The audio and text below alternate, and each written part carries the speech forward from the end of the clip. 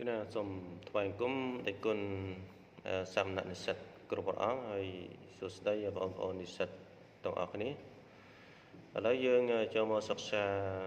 và to tiết tại tầng tầng năng nị tế an trả chiết sát thiệt nặng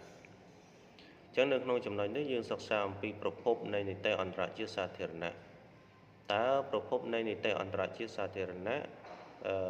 bàn một bị propop vậy là nị tế an trả chiết có đôi chi mấy thiên này nị tế đợt tây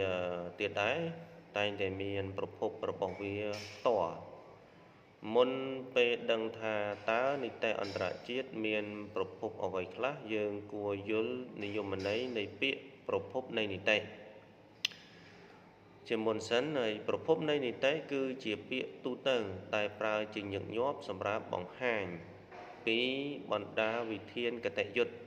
đấy anh nói nơiក្នុងរត់ណាមួយនៅពេលណាមួយនៅក្នុងបណ្ដាប្រទេសដែលប្រើប្រាស់សរសេរប្រភពដែលសំខាន់គឺអត្ថបទទាំងឡាយដូចជាសន្ធិសញ្ញាអន្តរជាតិរដ្ឋធម្មនុញ្ញច្បាប់បទបញ្ជាប៉ុន្តែប្រភពផ្សេងទៀតដូចជាទំនៀមទម្លាប់គោលការណ៍ទូទៅនៃនីតិដែលទទួលស្គាល់ដោយយុត្តិសាស្ត្រជួនកាលទទួលឥទ្ធិពលពីទ្រឹស្ដីរបស់អ្នកនិពន្ធផ្សេងដើរតួសំខាន់ឬមិនសំខាន់ទៅតាមរឿងនីមួយប្រភពនេះមានចែងនៅក្នុងមាត្រា38នៃ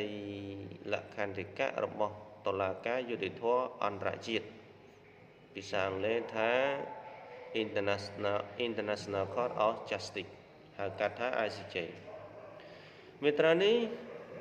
បានលើកយកប្រភេទផ្សេងនៃប្រភពនីតិអន្តរជាតិដោយមិនបានបញ្ជាក់ថាមានឋានានុក្រមរវាងបទដ្ឋានទាំងនេះទេបាទហើយគេអាចធ្វើការបែងចែកប្រភពទាំងនេះជាពីរក្រុមគឺទី1ប្រភពចម្បងដែលរួមមានសន្ធិសញ្ញានិងទំនៀមទម្លាប់អន្តរជាតិនិងទី2ជាប្រភពបន្តបន្សំតែមានគោលការណ៍ទូទៅនៃនីតិនិងកិច្ចឯកតោភាគីដែលមិនមានចែងនៅក្នុងមាត្រា38ខាងលើនោះទេត្រូវធ្វើការកត់សម្គាល់ថាយុទ្ធសាស្ត្រអន្តរជាតិព្រមទាំងលទ្ធិឬក៏ទ្រឹស្ដីនៃនីតិអន្តរជាតិមិនមែនជាប្រភពនៃនីតិអន្តរជាតិឡើយអញ្ចឹងក្នុងចំណុចនេះយើងអាចនិយាយបានថា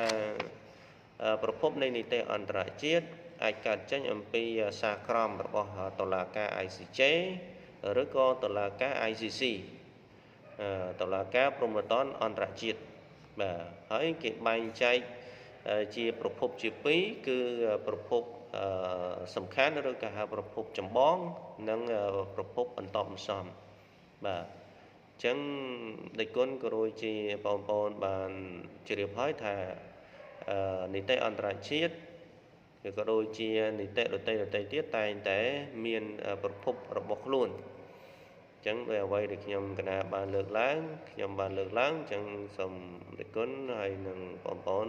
ជ្រាបប៉ុណ្ណេះសូមអរគុណ